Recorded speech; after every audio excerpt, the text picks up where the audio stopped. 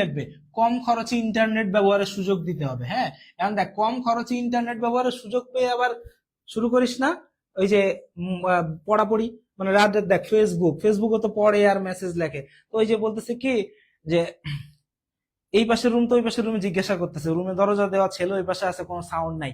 বাবা জিজ্ঞাসা করতেছে কিরে কি করিস, বলে আব্বা পড়ি।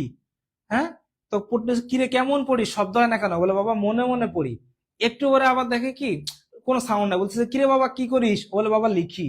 হ্যাঁ, তো কিন্তু এবার পাশের থেকে থাকার তার একটা ভাই কাজিন আসছে বাসায় বেড়াইতে, সে বলতেছে কিরে মামা জিজ্ঞাসা করতেছে তুই বললি পড়িস লিখিস, কিন্তু তুই তো বেড়া ফেসবুক চালাস, তুই তো মোবাইল চালাচ্ছিস, তুই মিথ্যা কথা কেন বললি। বলে আমি কোথায় মিথ্যা কথা বললাম, আমি তো হচ্ছে এই যে আমাকে যে মেসেজ দিছে আমি মেসেজটা পড়ছি না, তাইলে এটা হচ্ছে পড়তেছি।